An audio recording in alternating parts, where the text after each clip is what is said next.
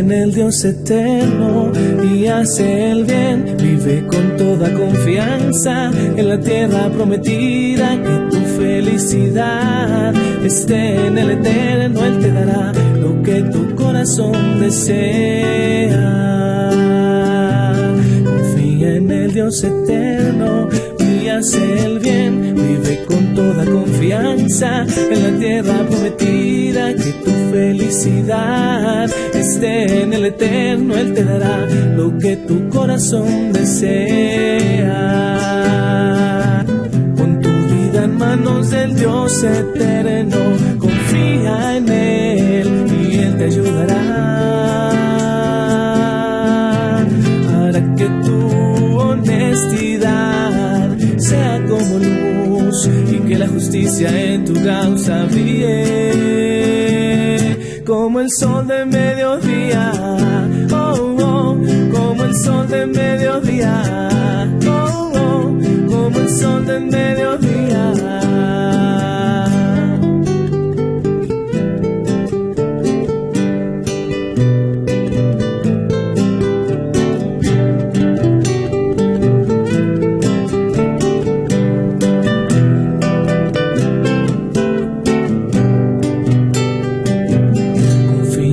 Dios eterno y hace el bien. Vive con toda confianza en la tierra prometida, que tu felicidad esté en el eterno. Él te dará lo que tu corazón desea.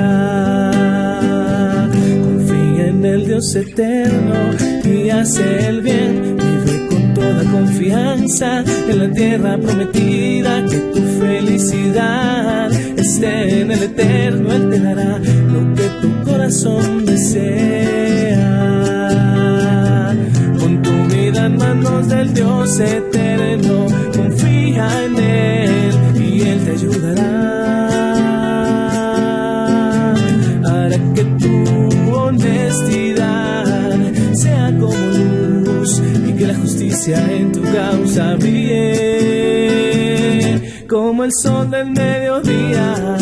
Oh, oh, como el sol del mediodía. Oh, oh, como el sol del mediodía. Oh, oh, como el sol del mediodía.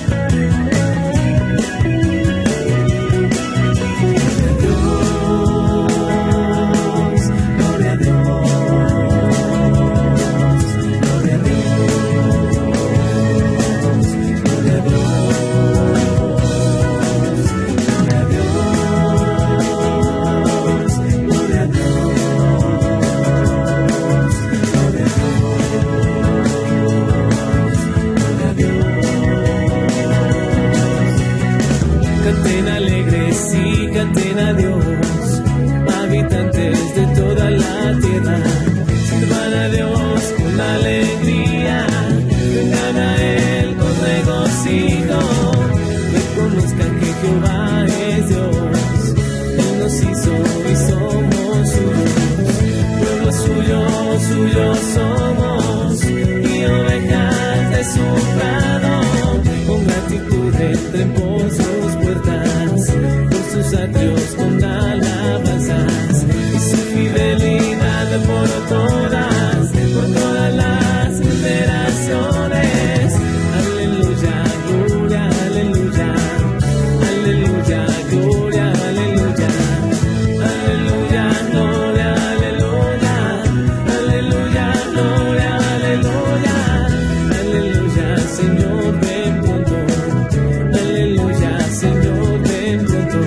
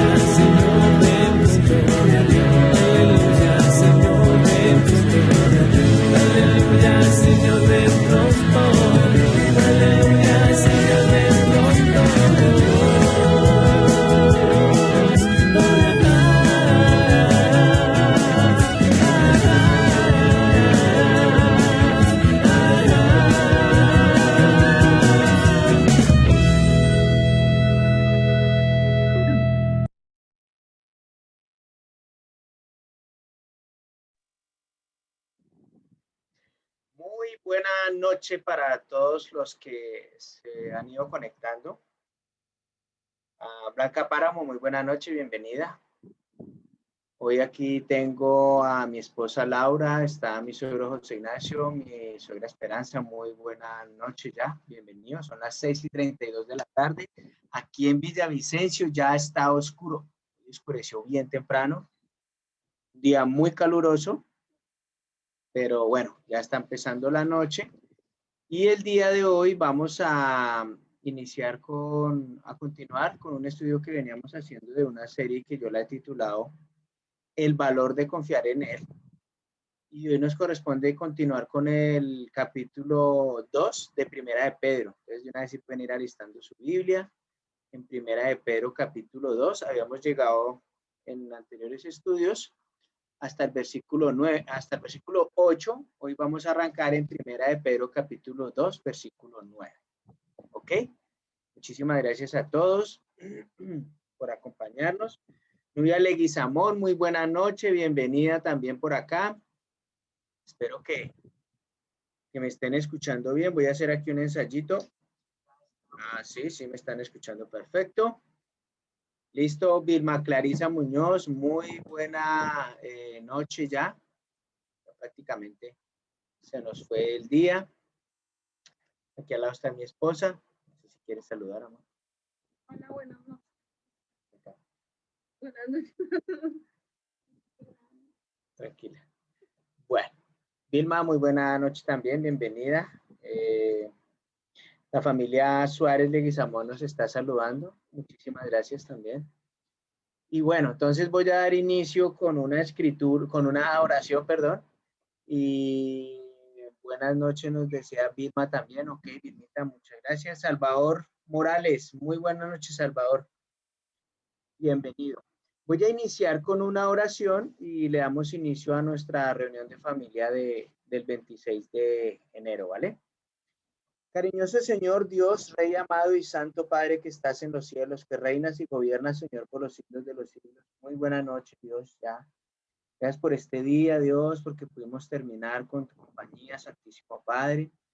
Tal vez con un poco de tropiezos, muchas bendiciones, Dios, también con vida, Dios, con salud en algunos, en otros de pronto con alguna enfermedad, Padre mío, pero gracias a ti, Señor, ya es un día que va cerrando, Santísimo Rey, que hay otra oportunidad de continuar viviendo, pero también hay otra oportunidad de agradarte a ti y de ir a ti, Señor. En esta noche vengo ante ti, Santísimo Dios, para pedirte tu ayuda, Dios, tu dirección, Padre mío, para poder enseñar tu palabra con una corazón muy dispuesto, Señor, con un corazón lleno de amor, con un corazón siempre comprometido con el servicio, enseñarle a los hermanos, Santísimo Padre, que se puedan alimentar con tu palabra. Por favor, utilízame por medio de tu espíritu para dar un mensaje claro y sincero y dame mucha sabiduría y mucho conocimiento. Dios. También te ruego por todos y cada una de las personas que están viendo esta prédica y que lo van a ver más adelante, este devocional, Señor.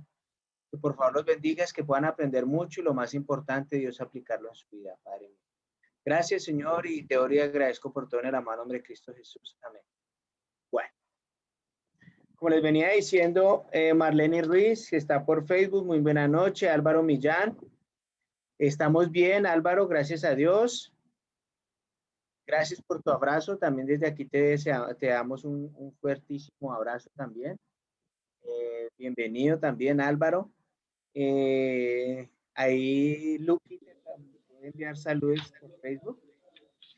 Saludos también para ti, Luqui. Blanca, buenas noches, sí.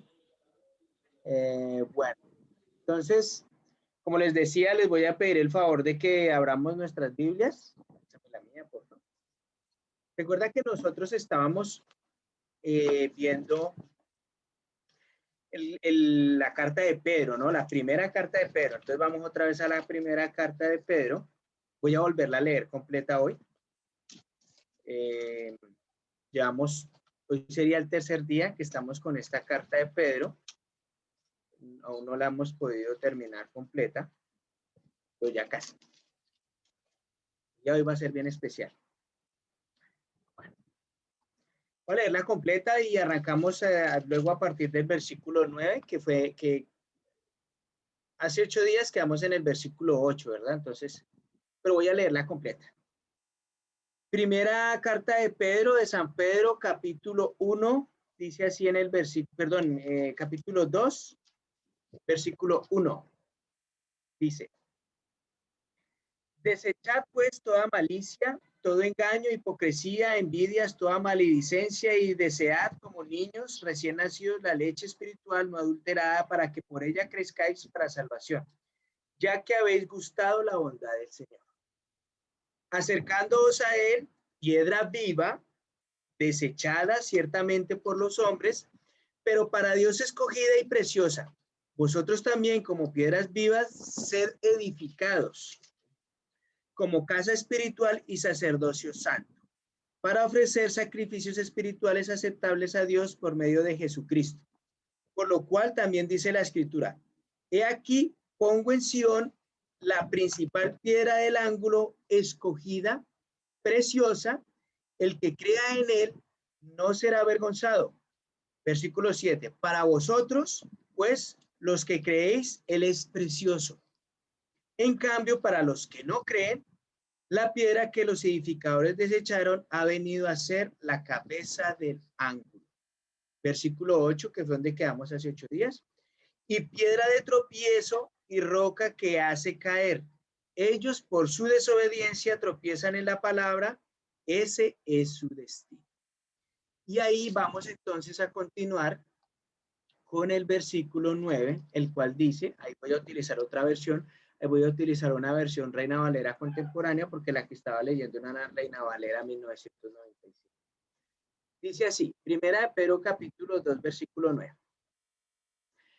Pero ustedes, ¿a quién él está hablando? A los que ya son cristianos. Dice ahí Pedro, pero ustedes son linaje escogido, real sacerdocio, nación santa, pueblo adquirido por Dios, para que anuncie los hechos maravillosos de aquel que los llamó de las tinieblas a su luz admirable. Versículo 10. Antes ustedes no eran un pueblo, pero ahora son el pueblo de Dios. Antes no habían sido compadecidos, pero ahora ya han sido compadecidos. Versículo 11. Amados hermanos, como si ustedes fueran extranjeros y peregrinos, les ruego que se aparten de los deseos pecaminosos que batallan contra el alma. Mantengan una buena conducta entre los no creyentes, para que, aunque los acusen de malhechores, al ver las buenas obras de ustedes, glorifiquen a Dios el día que Él nos visite. Vamos a parar ahí en el versículo 12 y vamos entonces a analizar un poco más esto. ¿Ok? Bueno, lo primero que vemos ahí en el versículo 9 es que está diciendo que somos un linaje escogido, un real sacerdocio, nación santa, pueblo adquirido por Dios. ¿Cómo se nos adquirió? Con la muerte de Jesús, pago alto y costoso que se dio por nosotros, ¿cierto? Pero quiero detenerme en esto del sacerdocio. Los cristianos hablamos con mucha frecuencia del sacerdocio cristiano, pero ¿realmente lo entendemos? ¿Realmente nosotros entendemos qué significa ser sacerdote? Porque aquí el versículo 9 está diciendo que somos un linaje escogido, real sacerdocio. O sea que hay un sacerdocio falso, porque dice, ustedes son un linaje escogido, real sacerdocio.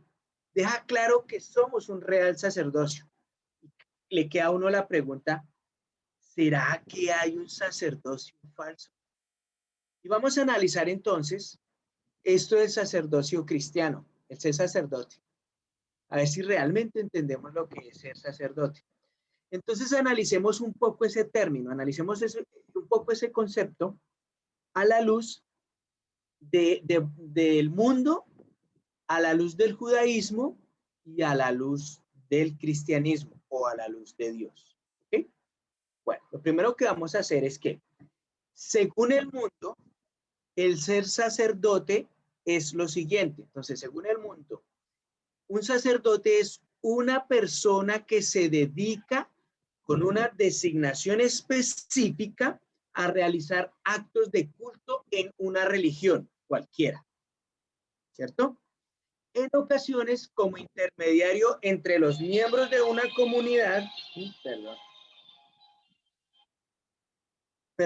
en ocasiones como intermediarios entre los miembros de una comunidad, perdónenme, aquí voy a hacer algo antes porque si no me van a seguir llamando y no voy a poder. Es que yo estoy en semana de planeación del siguiente mes y a veces me llaman compañeros de trabajo o clientes. Entonces voy a pagar, perdón, debí haberlo hecho antes, pido excusas. Ya. Listo. Ahora sí.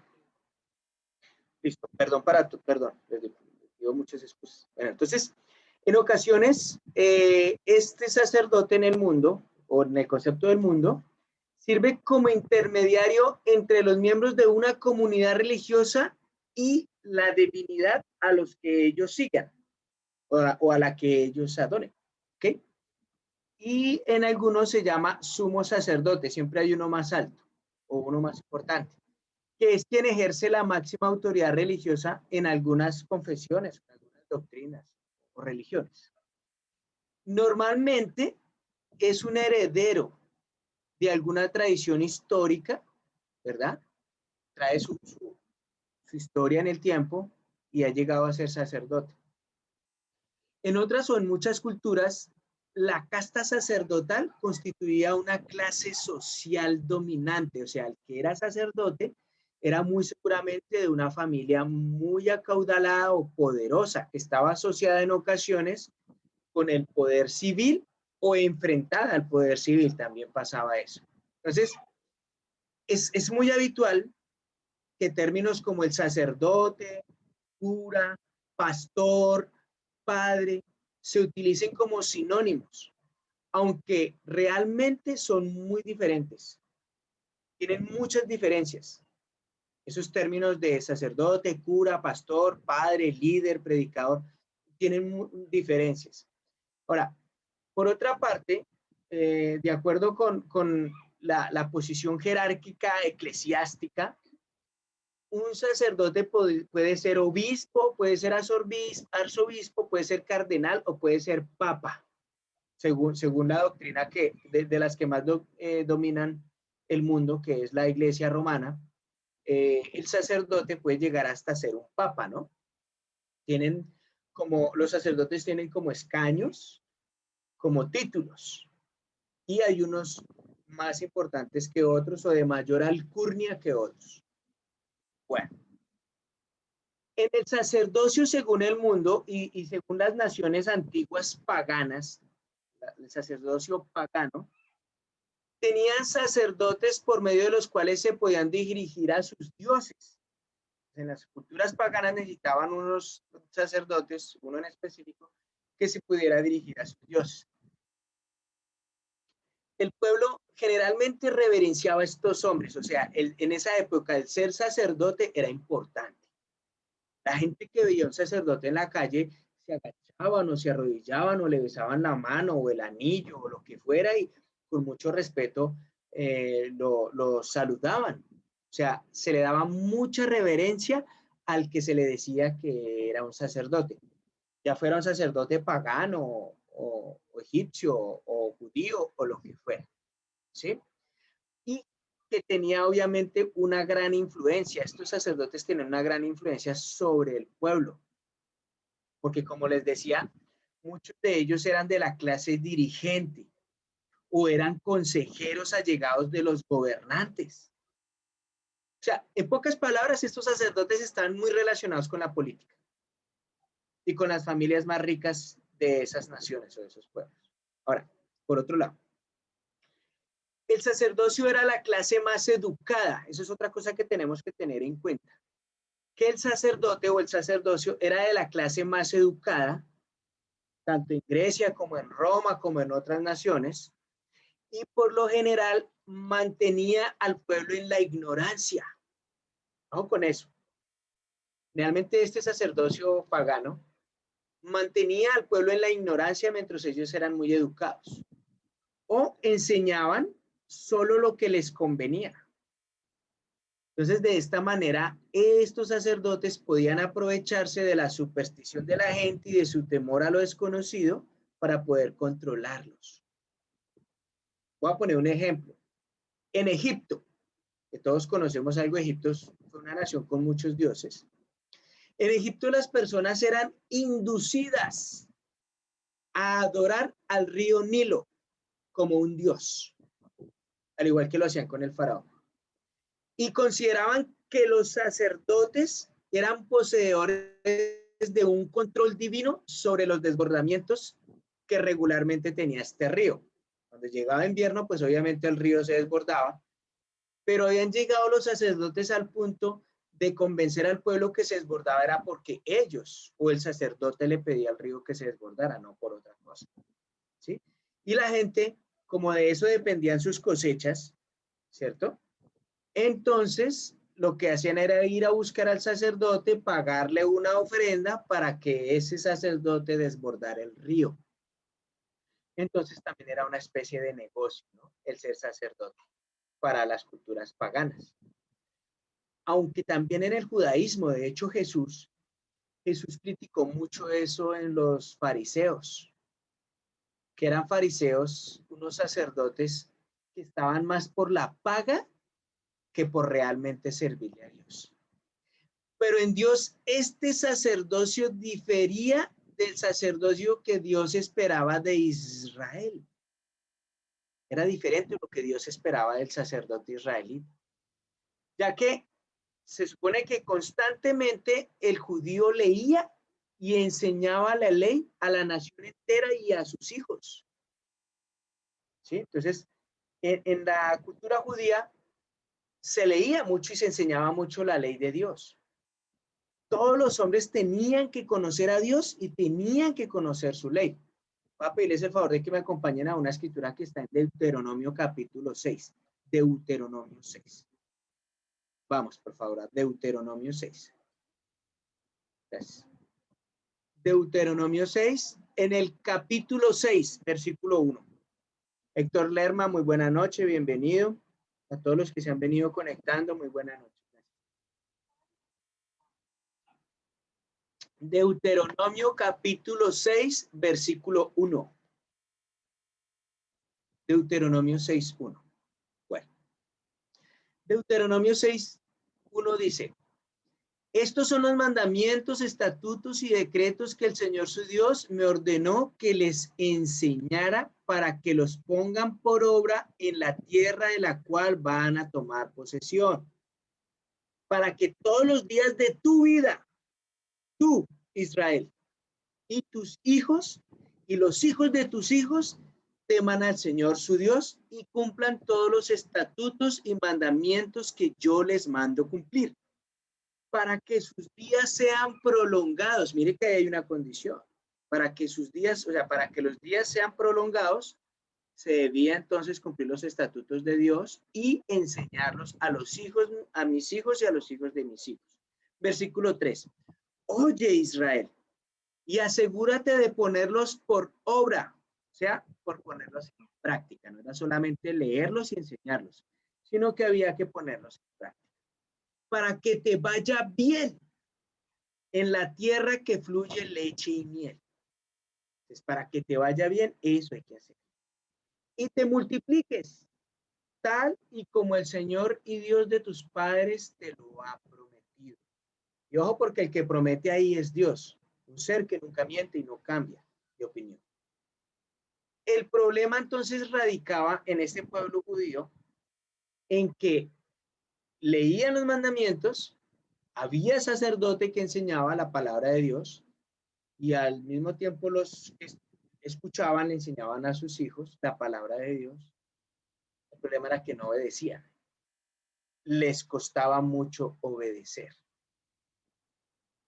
Al parecer, para esa época, a diferencia de otras naciones y de otros pueblos, al parecer el pueblo judío, las personas del pueblo judío, o por lo menos las más destacadas, o de familias clase media alta, Las personas sabían leer y escribir. Y Dios les mandaba que escribieran sus mandamientos sobre sus puertas y sobre los postes de las puertas y que leyeran y enseñaran su ley, como les decía a sus hijos, para que meditaran en ella y la obedecieran. Entonces sigamos ahí, en el versículo 4 de Deuteronomio 6.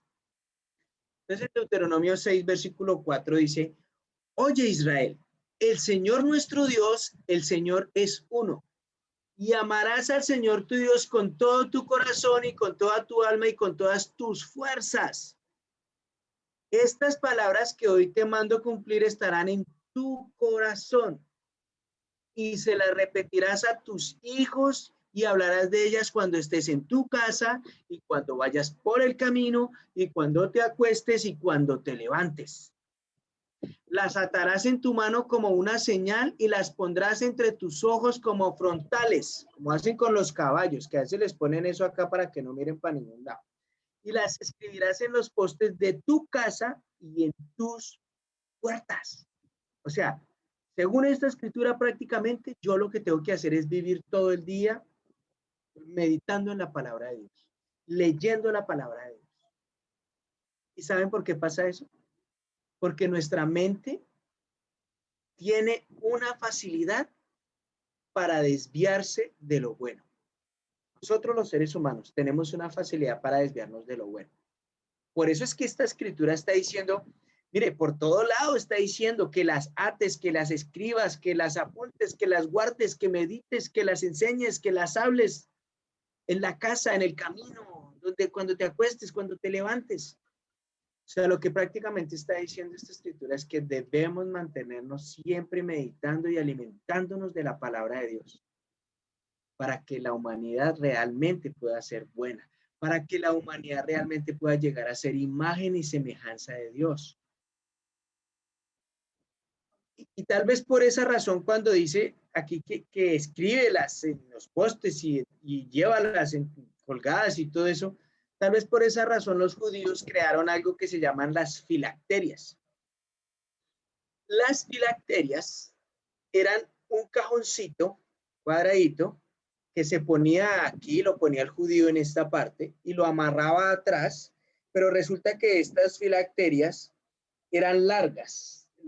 Como la correa con la que se amarraba era larga de cuero, entonces se la amarraban acá, pero ella desprendía por la parte de atrás y se envolvía por todo el brazo hasta que llegaba aquí a la mano y luego por el otro lado hasta la otra mano. Y dentro del cajoncito habían escrituras bíblicas. Y ellos sin eso no oraban. Pero tal vez no la entendieron o no la comprendieron. O sea, ellos como que cogieron, bueno, pues Dios dice que las escribamos en todo lado, pues entonces vamos a crear las filacterias y las vamos a llevar acá. Porque algo que quiero comentarles es que para ellos el corazón de las emociones y todas esas cosas era en la mente. Para el judío, el lugar donde hay emociones, el lugar donde se siente es en la mente, no tanto en el corazón. Es una conexión que ellos tienen ahí, pero para ellos esto es más fundamental. El corazón de ellos reside en la mente, porque para un judío la mente es la puerta del templo del Espíritu Santo. Es la puerta del alma. Por ahí es que entra todo, por la mente. ¿Cierto? Y entonces ellos pensaban que con tener esa filacteria ahí era más que suficiente para realmente llevar la palabra de Dios. Y parece ser que no lograron comprender lo que Dios les pedía. Lo que Dios les pedía con lo que les estaba diciendo en esta escritura era que vivieran la palabra que Dios les estaba enseñando, que la ejercieran, que la aplicaran en su vida y se la enseñaran a sus hijos a aplicarla. Y ahí era donde tenían el problema los judíos. Porque aunque tenían la filacteria, a ellos les costaba obedecer la palabra de Dios.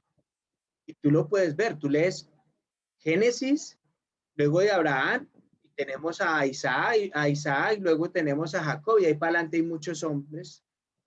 Y tenemos el Pentateuco, y tenemos los libros como Samuel, Jueces, Primera Samuel, Segunda Samuel, Crónicas, Reyes, y ahí para adelante todos los libros que uno quiera. Pero lo que uno ve en la constante de todos esos libros es un pueblo desobediente. Es un pueblo que todo el tiempo Dios vivía llevándole sacerdotes y llevándole hombres que les dijeran, venga, están actuando mal, por favor, vuélvasen a mí y hagan el bien. Y el pueblo como que por un tiempo obedecía y por otro tiempo eran como las olas, ¿no? Iban y venían, iban y venían. Como sacerdotes, y hablando de esa palabra que estamos analizando hoy del sacerdocio, como un sacerdote yo no puedo vivir así, no podemos vivir así. Yo no puedo vivir de allá para acá, de allá para acá. Tengo que mantenerme en una sola posición. O soy de Dios o soy del diablo.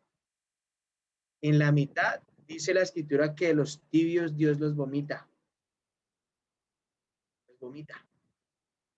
O soy frío o soy caliente, o soy oscuro o soy luz. No me puedo quedar por la mitad. ¿Sí? Ahora, el sacerdocio según los judíos, el sacerdote según los judíos, entonces ya dejamos atrás el concepto del mundo de sacerdocio y pasamos a lo que es según los judíos un sacerdote.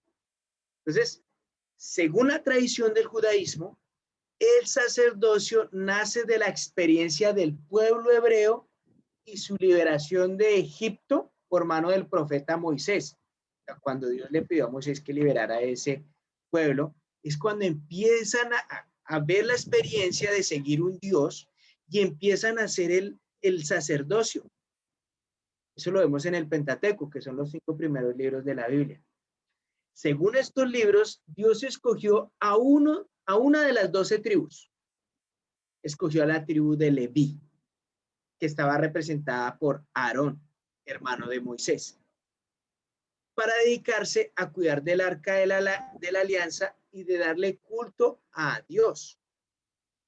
Era el intermediario entre Dios y el pueblo. Entonces, según los judíos, Dios hizo un pacto con los israelitas para que fueran ellos un pueblo elegido. Dios hizo un pacto con ellos para ser el pueblo elegido. Pero en algún momento a ellos se les olvidó que eran el pueblo elegido. Y gracias a ese olvido es que nosotros, los que somos gentiles, que no nacimos en el judaísmo, tenemos la opción de ser pueblo elegido, como está diciendo esta escritura de primera de Pedro, capítulo 2. Real sacerdocio, escogido por Dios. Y entonces el pueblo judío eran depositarios de las verdades que Dios revelaba. La dignidad sacerdotal conferida en Aarón era hereditaria. Y era monárquica y hereditaria. Entonces pasaba de Aarón a su hijo mayor, y luego al que le sigue, y luego al hijo, y así sucesivamente. Y pasaba de generación en generación. Pero, por ejemplo, les voy a contar algo. Aarón fue el primer sacerdote levita que existió. Después de él debía ir otros 2 hijos al sacerdocio, sobre todo el mayor, pero ellos desobedecieron en una ocasión y entraron al tabernáculo de Dios a prender incienso sin que Dios los hubiera autorizado. ¿Sabe qué le pasó a estos 2 hombres, a estos 2 hijos de Aarón? Murieron en llamas. O sea, al entrar al tabernáculo de Dios y desobedecer la voluntad de Dios, fueron prendidos en llamas y no quedó siquiera polvo por su desobediencia, porque a quien le correspondía eso era Aarón, el papá. Bueno, y se pasaba entonces de generación en generación hasta cuando el pueblo de Israel fue llevado cautivo a Babilonia. Hasta ahí la tribu de Leví llevó el sacerdocio y fue otra la que lo tomó, ¿cierto? Aunque tampoco era autorizada. El sumo sacerdote, es decir, el máximo representante de la tribu de Leví, dirigía el culto y sería el jefe de la casa de Aarón, y era un cargo entonces que traspasaba al primogénito y así sucesivamente durante toda la familia.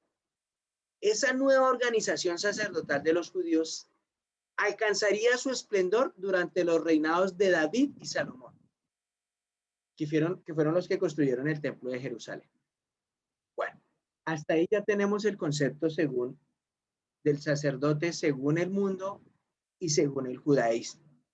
Ahora vamos a lo que a nosotros nos atañe, el real sacerdocio cristiano, el que Dios nos entregó a nosotros como hijos adoptivos y que nos entregó por creer en su Hijo Jesús, el sacerdote en el cristianismo. En el cristianismo, el sacerdocio no es un cargo especial de liderazgo, es lo primero que tenemos que tener en cuenta. En el cristianismo, el sacerdocio no es un cargo especial de liderazgo. En el libro de Apocalipsis dice que Jesús nos compró y nos hizo un reino y nos hizo sacerdotes para que sirvamos a nuestro Dios. Acompáñame por favor a Apocalipsis capítulo 5. Apocalipsis 5.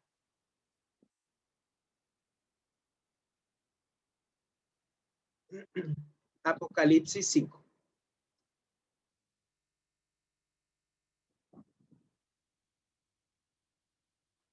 Ok. Apocalipsis 5, versículo 9.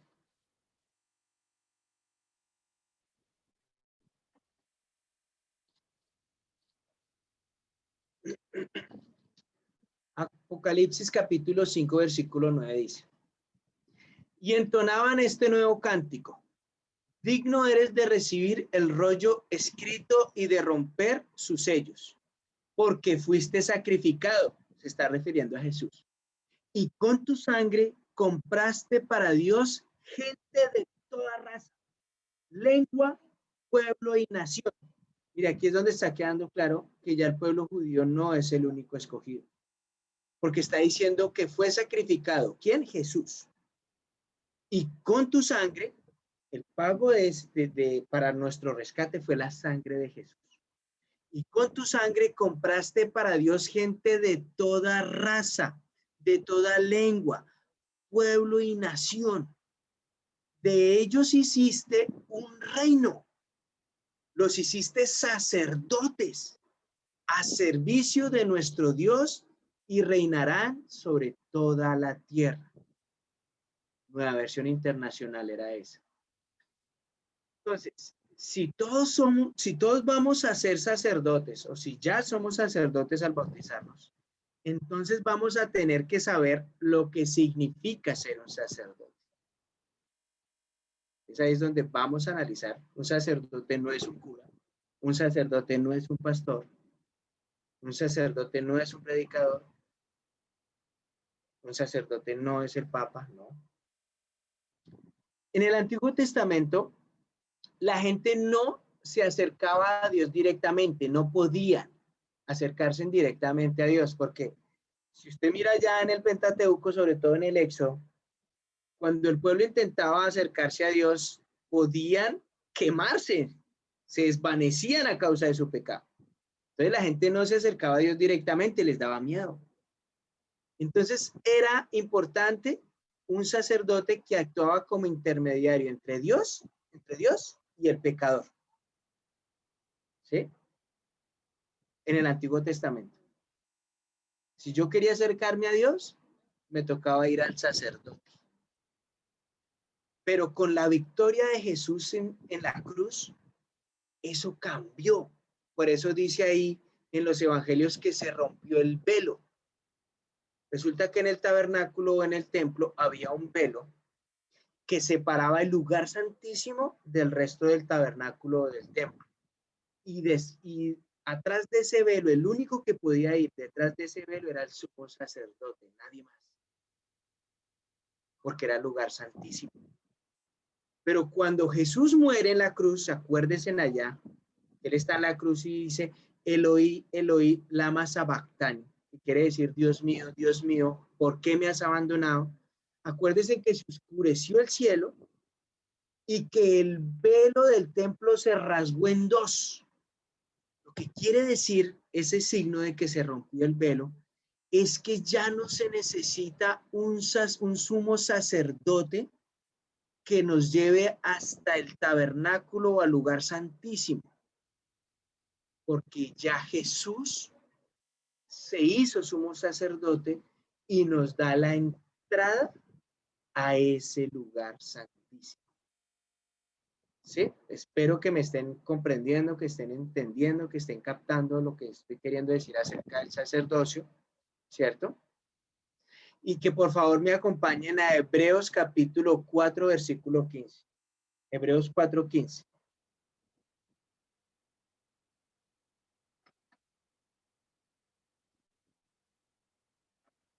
Buenas noches para todos los que se han ido conectando. Juber José Quiseno, Rodríguez, César Tapias, todos los que han ido, no alcanzo a ver más, pero a todos ustedes, muy buenas noches, bienvenidos. Estamos hablando de Primera de Pedro capítulo 2, estamos hablando del sacerdocio.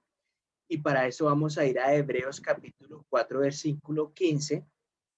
Voy a leer una Reina Valera contemporánea que dice: porque no tenemos un sumo sacerdote que no pueda compadecerse de nuestras debilidades, sino uno que fue tentado en todo de la misma manera que nosotros, aunque sin pecado. Por tanto, acerquémonos confiadamente al trono de la gracia para alcanzar misericordia y hallar gracia para cuando necesitemos ayuda. Confiadamente, acerquémonos confiadamente al trono de la gracia. Ya podemos acercarnos al lugar santísimo. Ya puedo yo arrodillarme en oración y hablarle directamente a Dios. Mis ofrendas se las puedo dar directamente a Dios. Ya no necesito de un intermediario humano. Un sumo sacerdote, ya no. Y se nos ha dado entonces la responsabilidad de llevar a otras personas la presencia de Dios. Al hacernos linaje escogido, real, sacerdocio, nación santa, como dice ahí Primera de Pedro, capítulo 2, versículo 9. Real sacerdocio, nación santa. Linaje escogido. Y tú que estás ahí, y si eres cristiano, tienes que entender que fuiste escogido. Acuérdate, muchos son llamados, pocos son los escogidos. Y si tú que estás ahí, fuiste escogido, créeme, que fuiste escogido con un propósito especial y específico en tu vida. Y fue porque Dios vio algo en tu corazón. Algo que tú debes conocer y que tú debes entender para que lo puedas poner al servicio de Dios. Y puedas ser un real sacerdote. Cuando estamos unidos a Cristo, como miembros de un cuerpo, ¿cierto? Nos unimos en su tarea de reconciliar a Dios con la humanidad. Ese es el trabajo de un sacerdote. No como les estaba leyendo en el concepto humano o en el concepto judío, que el sacerdote era un tipo de alcurnia ya, de mejor familia y educado. No. Para Dios realmente el sacerdote es el que se toma la tarea de trabajar con Jesús para reconciliar a Dios con la humanidad. Cuando dicen a los que somos casados, es que tú eres el sacerdote de tu hogar. Eres la cabeza visible. Y tu esposa también es sacerdote. Y tus hijos cuando se bauticen serán sacerdotes. Ninguno más alto que el otro. El falso cristiano que ha pululado y ha existido por muchos años, porque hay falsos cristianos, ha disminuido a los verdaderos sacerdotes, porque afuera hay un cristianismo material, hay un cristianismo social, hay un cristianismo de moda, ¿cierto? Un cristianismo de abundancia, un cristianismo de mucha prosperidad. Esos son cristianismos falsos. El cristianismo verdadero es otro, es el que se vive adentro en el corazón, ¿sí? Y han disminuido los verdaderos sacerdotes. En los hogares ya casi no hay sacerdotes, sino como siempre mucha gente egoísta. Y nos ha pasado, a mí me ha pasado. Mis primeros años de cristiano, yo fui un hombre muy egoísta. Aún todavía, a veces, me cuesta ser humilde y compasivo. Y me toca arrodillarme a Dios y decirle, ayúdame, Señor. Porque no quiero ser egoísta. Y tengo que pedirle mucha ayuda a Dios. ¿Sí? Y entonces esto ha levantado a algunas pocas personas, algunos pocos líderes, que se empiezan a formar en el cristianismo y que se hacen ricos, que se hacen famosos, mientras que va disminuyendo la mayoría de los miembros de la iglesia, los verdaderos sacerdotes. Sacerdote no es el que se para en un púlpito a dar una cátedra de teología.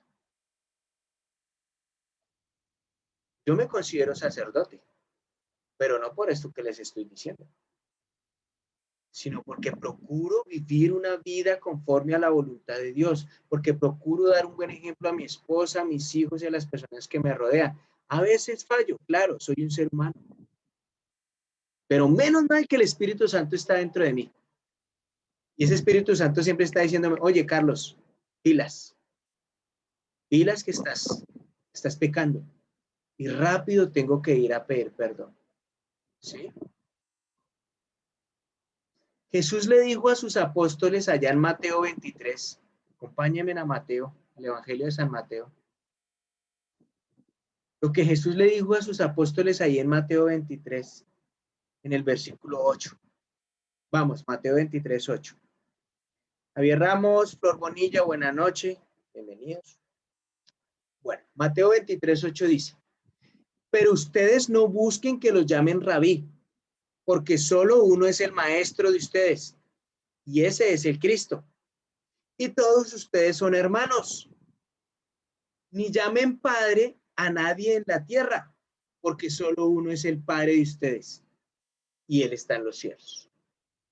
Tampoco se hagan llamar maestros, porque solo uno es el maestro, y es el Cristo.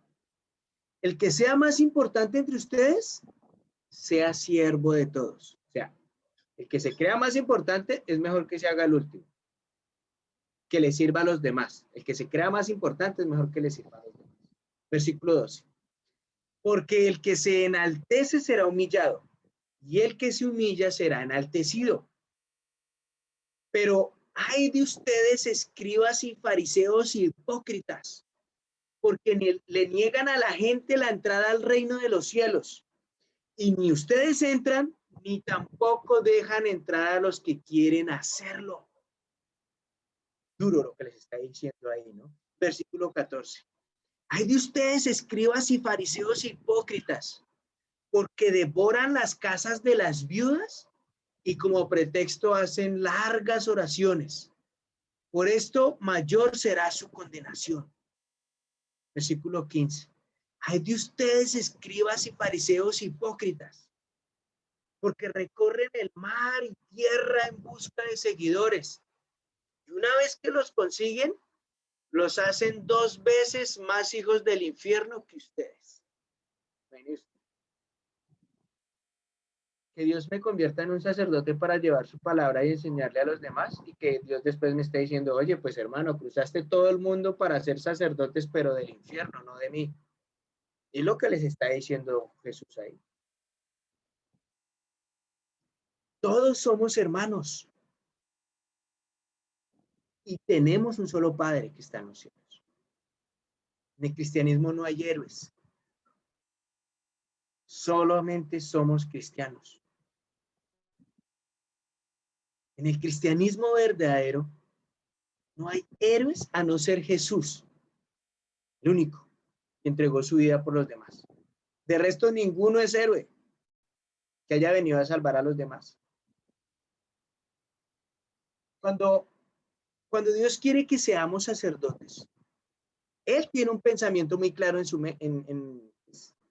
no puedo decir que en su cabeza, pero Dios tiene un pensamiento muy claro en sí de lo que espera de nosotros como sacerdotes. Pero, ¿y nosotros lo tenemos claro? Un sacerdote ofrece sacrificios espirituales para Dios, y eso lo vimos en los conceptos, en los 3 conceptos que di. Los sacerdotes ofrecen sacrificios espirituales para un Dios.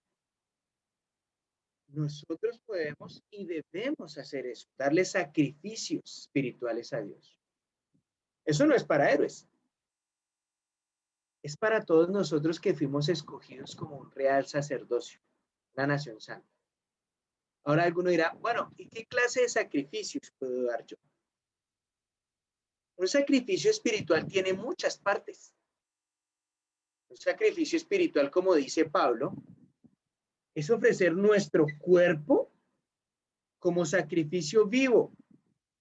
Entonces, Dios quiere que seamos un sacerdote al ofrecer nuestro cuerpo como un sacrificio a Dios que sirva para poder llevar a otras personas a Dios.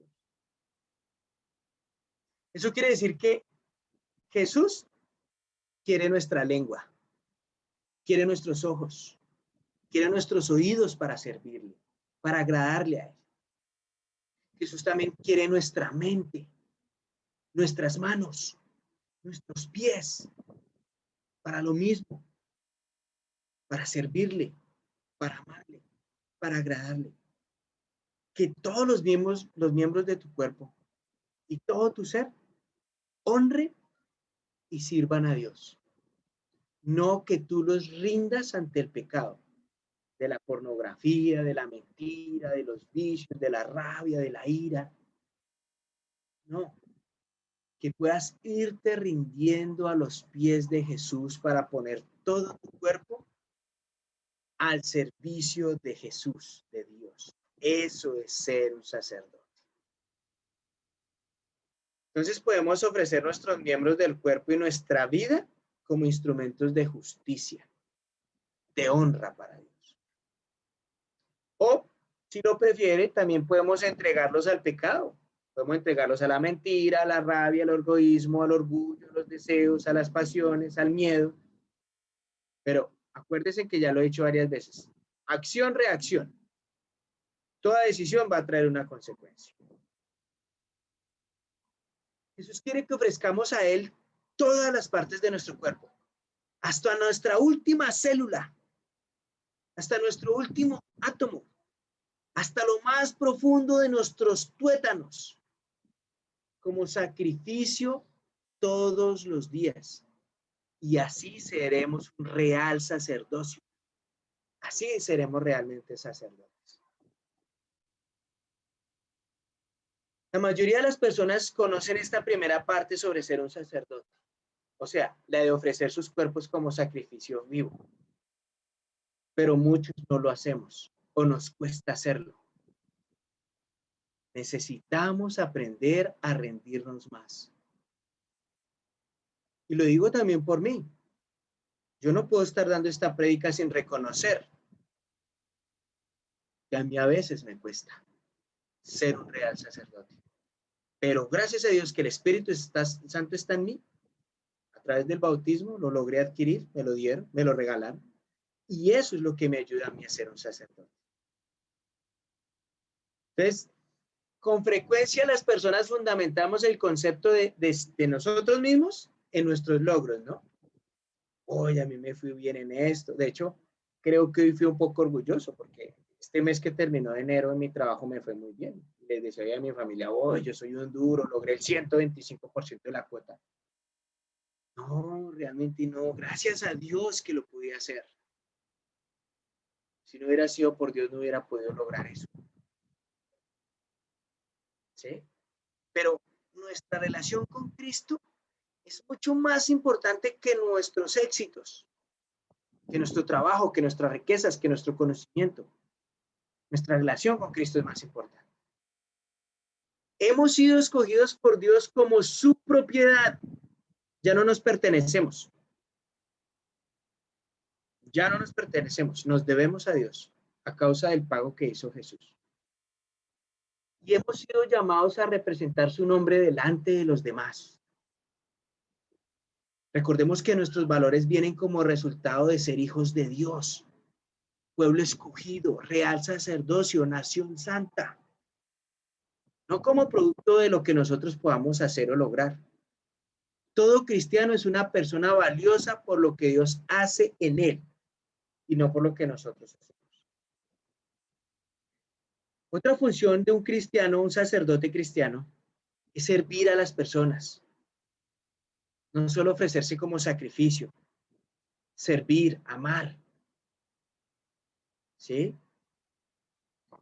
En el antiguo sacerdocio, en el judaísmo, el sacerdote traía a Dios y se lo presentaba a los demás.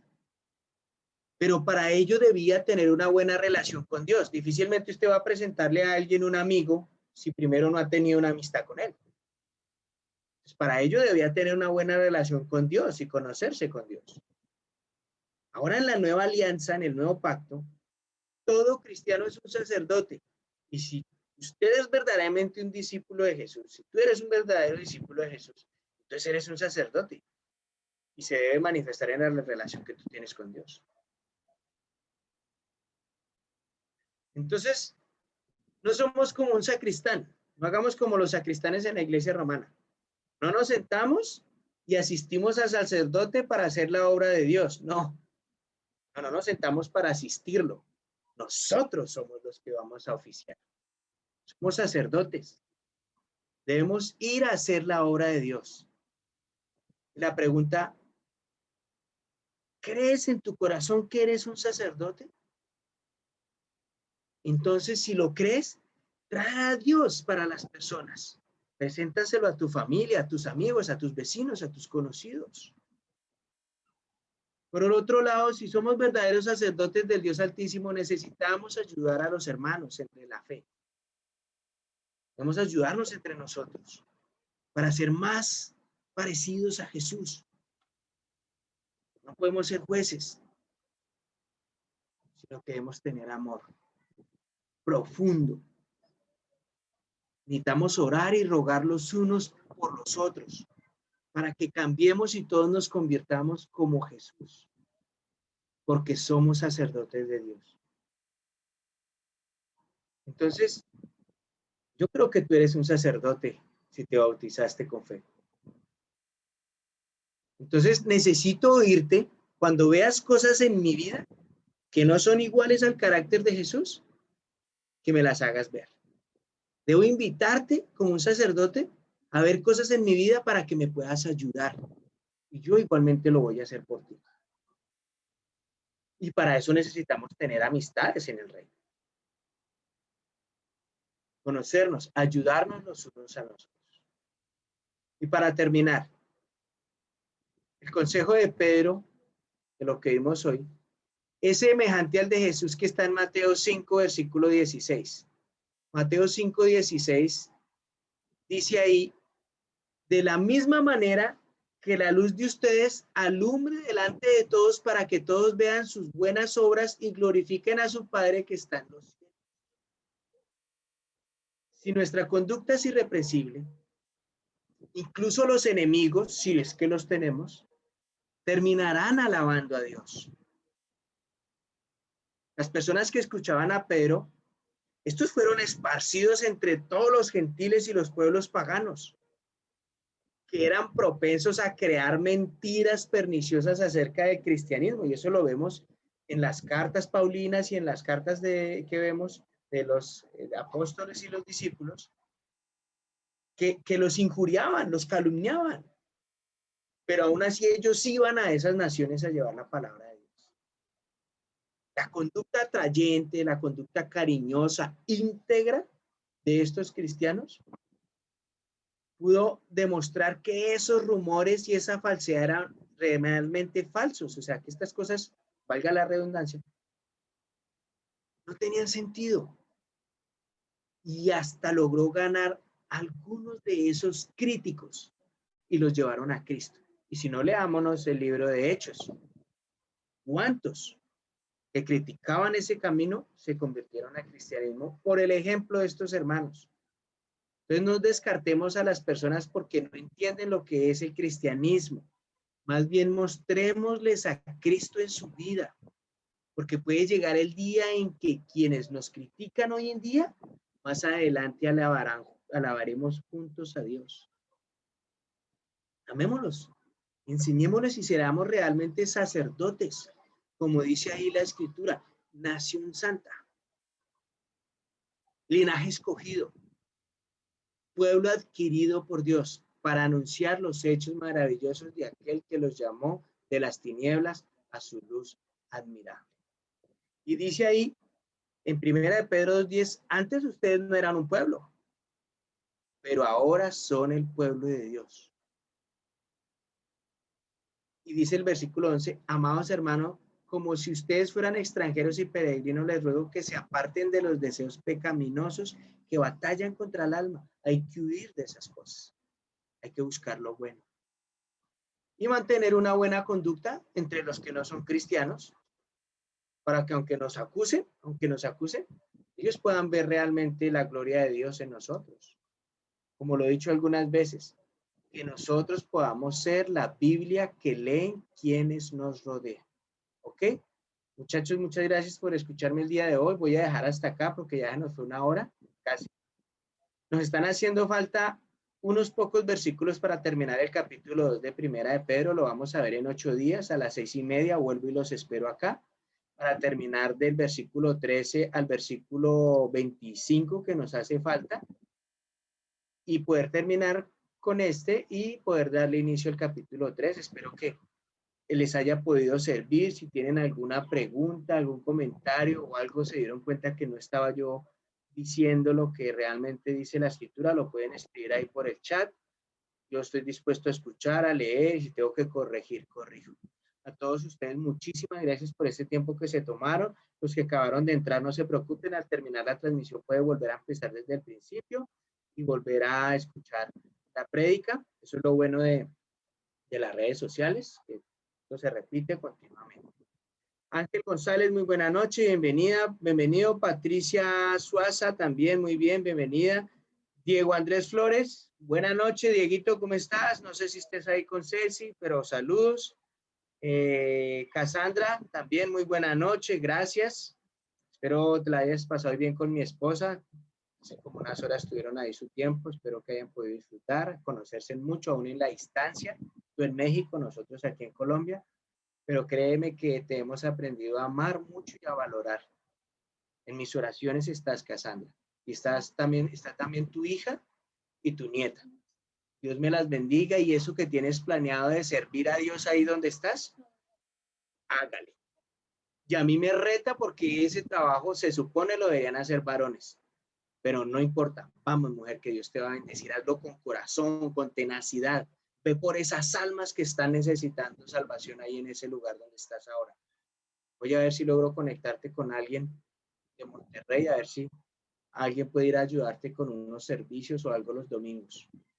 Allá en México, mujer, y pues nada, ora mucho. Recuerda que todo lo que tú planees hacer para Dios va a depender de la relación que tú tengas con Él. Mucha oración, ayuno, estudio de la Biblia. Si necesitas algún consejo o algo que te explique o te ayude, nomás me preguntas, ¿vale, mujer? Tú ya sabes por dónde lo puedes hacer. Bendiciones para ti y para todos que nos han acompañado el día de hoy. Muchísimas gracias por este tiempo. Dios los bendiga, y lo que resta de la semana, Dios pueda estar siempre con ustedes ahí, bendiciéndoles cada uno de sus pasos y todas las decisiones que tomen. Muchísimas gracias. Voy a cerrar con una oración y doy por terminada la sesión de Facebook, ¿ok? Blanca Paramo nos dice, sí, gracias, qué bien, es muy grato vivir la palabra y ser su luz acá donde nos encontramos cada uno. Saludos para todos con cariño. Teresita Martínez nos ve desde Ciudad de México. Mira, Cassandra, que hay una compatriota tuya también en Ciudad de México. No sé si de pronto esté por ahí en Monterrey, cerca donde tú estás, pero eso podría ser muy bueno, poderlas conectar y que se puedan apoyar en lo que tú piensas hacer. De todas maneras, eso lo hablamos después. Muchísimas gracias para todos ustedes. Aquí en Colombia ya buena noche, allá en México pues buena tarde, porque creo que ya son las 6:30 hasta ahora. Bendiciones para todos, ¿ok? Padre mío, Señor Dios del cielo, muchas gracias por este tiempo, Padre, por lo que pudimos aprender hoy. Dios, te ruego que nos ayudes a ser reales sacerdotes al servicio de tu palabra, de tu evangelio y de ti, Señor, para llevar en alto el nombre tuyo como cristianos, Señor, como seguidores de tu Hijo Jesús, Señor. Ayúdanos a apartarnos de las cosas que nos dominan, de las pasiones que nos apartan de ti, Señor, y enséñanos a servirte y amarte a ti siempre, Padre mío, con mucho amor, con mucha humildad y con mucha igualdad, Señor. Gracias por todos los que estuvieron, ayúdales a entender y a escudriñar más estas escrituras, Dios, y bendícelos, te lo ruego. Te oro y agradezco por todo en el amado nombre de Cristo Jesús. Amén. Muy buena noche o tarde ya, y pues que les termine de ir muy bien en este día y puedan descansar para mañana. Okay, chao pues.